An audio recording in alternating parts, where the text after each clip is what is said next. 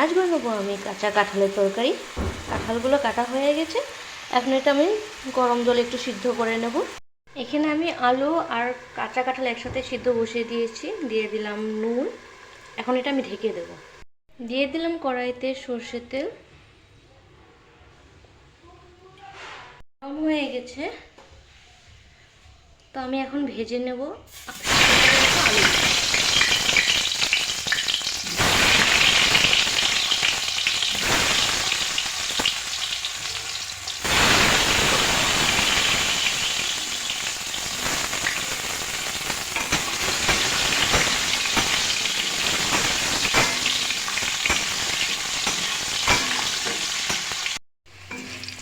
নুন হলুদ দিয়ে আলুগুলো ভালো করে ভেজে নিয়েছি, এখন এগুলো আমি তুলে নেব।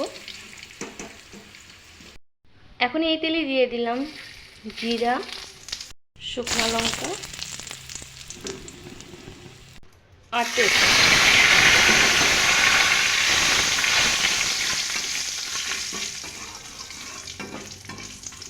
আর এখানে সিদ্ধ করা কাঁঠালগুলোর মধ্যে আমি জিরা, কাঁচা লঙ্কা আর আদা বাটা মেখে নেব।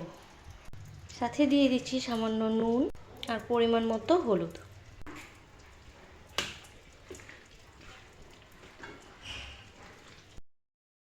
দিয়ে দিলাম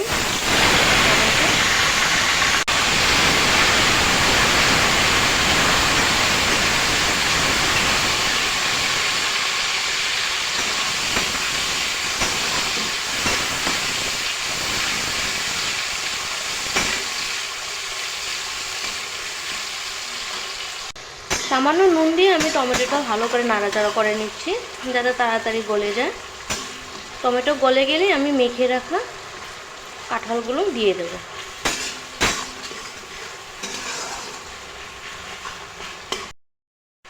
টমেটো প্রায় এখানে গলে গেছে, এখন আমি মেখে রাখা কাঁচা কাঁঠালগুলো দিয়ে দিচ্ছি।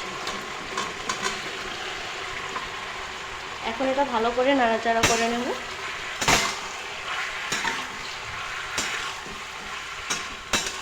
আর দিয়ে দেব ভেজে রাখা আলুগুলো।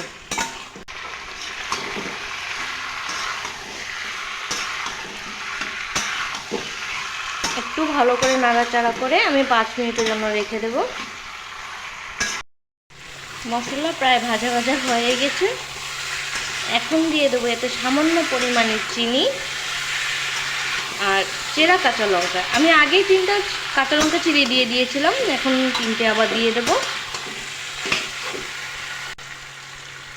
সামান্য চিনি, কাঁচা লঙ্কা চেরা। এখন একটু সময় নাড়াচাড়া করে অল্প জল দিয়ে দেব।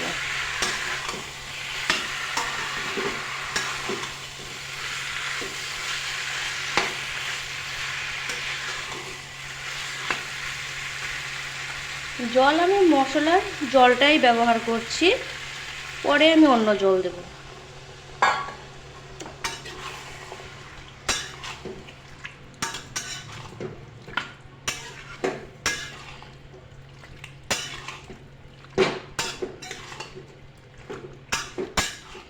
এখন এটা আমি 5 মিনিটের জন্য ঢেকে রেখে দেব।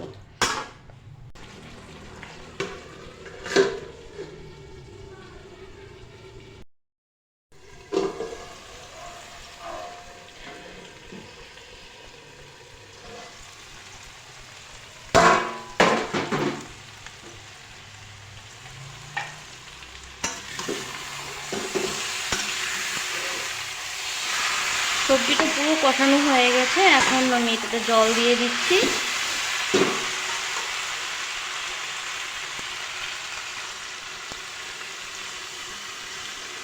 জল আমি ততটুকুই দেব যাতে তরকারিটা বেশি ঝোল ঝোল না হয়, আবার বেশি শুকনোও না হয়, একটু গ্রেভি টাইপের হয় যাতে।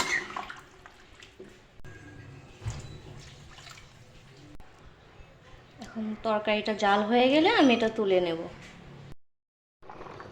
তরকারি প্রায় হয়েই গেছে, এখন আমি দিয়ে দিলাম থেতো করে রাখা গরম মশলা।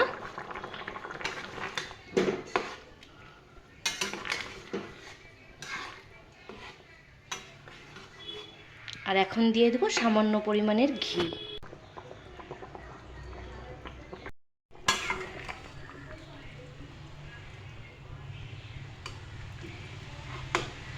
এখন আমি গ্যাসের স্টিমটা কমিয়ে দিয়েছি, একটু পর আমি এটা নামিয়ে নেব।